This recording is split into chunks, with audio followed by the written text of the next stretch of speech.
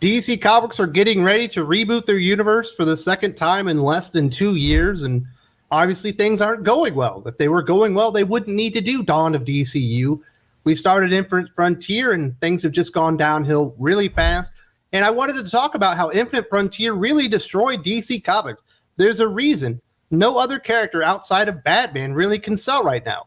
They made a lot of really bad creative decisions. They brought in a lot of terrible creators, but really they just broke their universe first. Now, obviously, it's not just Infinite Frontier that ends up breaking the DC Comics universe. There was actually planning to this. They put a lot of thought and effort into it. It kind of spins out of Dark Knight's Death Metal, the last big thing that Scott Snyder and Greg Capullo did at DC Comics before they end up leaving. In Dark Knight's Death Metal, we do get the breadcrumbs that lead us into Infinite Frontier, most notably the introduction of the Omniverse, which I think is a terrible mistake on the part of DC Comics. They've been trying to explain what the Omniverse is, how it works, and how it's important to DC Comics readers for like 2 years now, and still, I don't think they've actually got their point across. So apparently, all those Elseworld stories that we read that weren't in continuity are in continuity because they're part of the Omniverse, which is a much bigger version, I guess, of the multiverse. Well, it encompasses the multiverse, so you've got like Elseworld stories, you got like Dark Crisis, you got the main continuity, and you got all these stupid things around it. So basically, anything that you've ever read in DC Comics, even if it was Elseworlds, actually happened. But then again, if you want to think about it this way, everything that you didn't like in DC Comics that you've read actually didn't happen if you choose to ignore it. Because DC Comics wanted to have their cake and eat it too with the Omniverse concept. And with the Omniverse concept came the Linearverse, which attempts to explain why DC Comics characters don't age at the same rate as the readers. As if anyone ever actually needed to ask that or cared that Bruce Wayne was alive and fighting adventures in, 1940 and is still doing it in 2022. A question no one was asking, but they gave us an answer and ended up breaking their shared comic book universe in the process. The continuity is absolutely jacked because there's no accountability now. Even if you're writing an in-continuity story in DC Comics, if you're the writer and editor, it doesn't really matter what you do. You can break the character. It's the Omniverse. Everything matters, but nothing matters. So the writers end up never really being accountable to the work, so they can just do whatever they want and just be like, well, it's the Omniverse. That's kind of the way that they wanted it.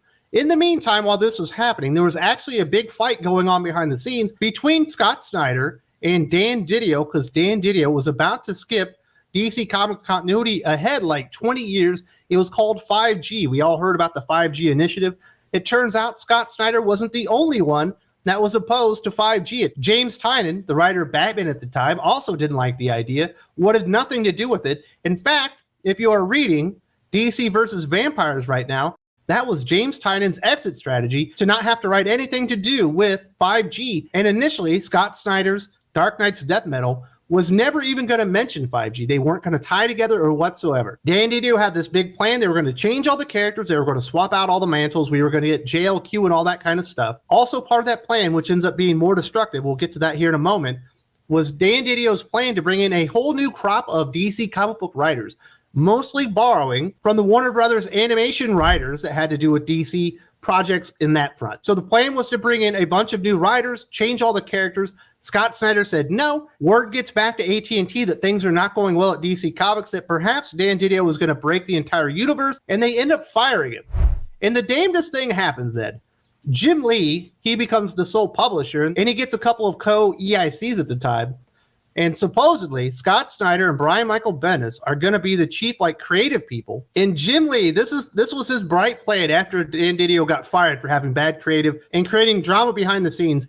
Instead of doing 5G, he renames it Future State and essentially just does it.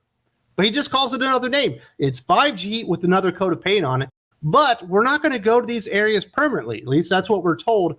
And this is where the real destruction comes in. They already broke the foundation of their universe, but this is when they start breaking their actual characters. Listen to the writers that are introduced. Brandon Thomas on Aquaman, Mariko Tamaki on Dark Detective, Jeff Thorne on Green Lantern, Stephanie Phillips on Harley Quinn, Clunrad on Immortal Wonder Woman, Megan Fitzmartin on Robin Eternal, Tim Sheridan on Shazam and Teen Titans, John Ridley on the next Batman. Think about the amount of destruction that has been caused in the DC Comics universe as of today just by those names alone. If that event doesn't happen, or Jim Lee realizes that Dan Didio is making an enormous mistake just bringing these writers in and changing all the characters, perhaps DC Comics wouldn't be completely fucked right now. Maybe Robert Venditti writes a story. Maybe Dan Jurgens starts writing stories. Maybe Peter J. Tomasi can get some projects, and we don't replace them with the biggest group of hacks to ever come into one publisher at the exact same time. Just think about what Megan Fitzmartin has done just to the classic Young Justice team from Peter David, but also to Tim Drake Robin. Destroyed that character. Think about what Tim Sheridan did to the Teen Titans in Teen Titans Academy. That didn't have to happen. John really has shit all over so many characters it's not even funny. He had one job, get Jace Fox over as the next Batman.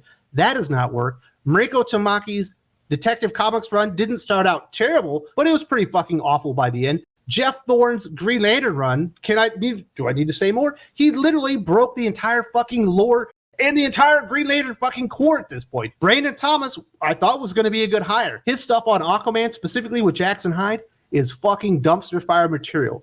Future State starts sowing the seeds for the destruction of the DC Comics universe that happens in Infinite Frontier. They should have been able to spot these problems with the stories and the creators and realize we've made a mistake. It's time to move on. Take a few losses here and there just to preserve the characters that these writers destroyed in the process. All of this brings us into Infinite Frontier and where we are today. Infinite Frontier is a 0 issue. I guess it's a one shot to introduce the universe, but it's also a mini-series. Joshua Williamson writes that one. I started it and it was really boring, so I stopped reading it.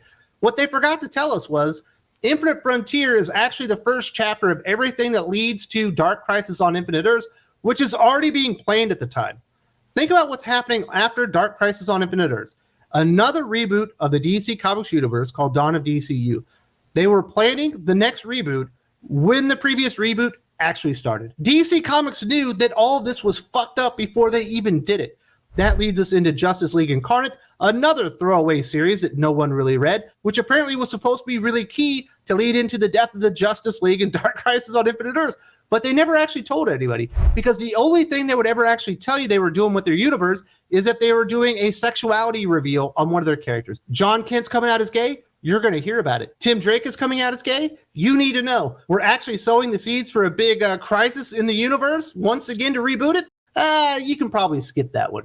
Now, obviously, there is a couple of things that have come out of Infinite Frontier that are pretty positive. The Superman Warworld saga from Philip Kennedy Johnson has been very good. Jeremy Adams' work on Flash, trying to rehabilitate Wally West, has been absolutely phenomenal.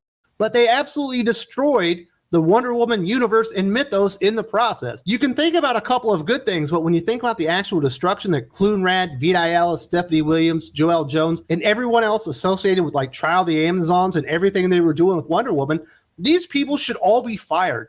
These are fireable offenses. What they've done to this universe, the way they destroy these characters, they shouldn't be allowed back, but apparently it looks like at least most of them will be. There's no indication that Megan Fitzmartin won't still be writing Tim Drake Robin in the future. There's every indication that John Ridley will still have a key part to play within the DC Comics universe, because this problem can never be fixed under the leadership of Jim Lee. He was too fucking stupid to see that all the stuff that got Dan Didio fired wasn't worth your time and we needed to recalibrate and go somewhere else. He actually still did every single thing that Dan Didio had planned. And to be perfectly honest, at this point, with the shape of the universe that it's in, under the leadership of Jim Lee, I don't think that it can be fixed with him still there as part of the leadership team, because he's going to keep hiring incompetent creators and he's going to keep greenlighting really, really bad ideas.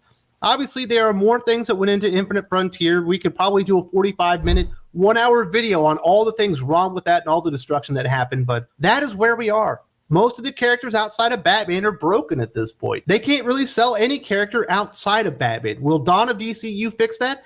I don't think it will, because I don't think we're going to get good, meaningful change. I think we're going to get more Marvel-style DC Comics. It's going to be SJW DC Comics. It's going to be DC Comics event comics all the time, and they've destroyed essentially every character outside of Batman. I actually talked about this. What is it that DC Comics, under the leadership of Jim Lee, have done to all these characters to destroy them? We lay it out right here with my good friend Josh McDonald, who is a DC aficionado himself. Definitely check this one out if you want to see just how bad it's gotten for the individual characters. If you don't see it here, there's also a link in the video description.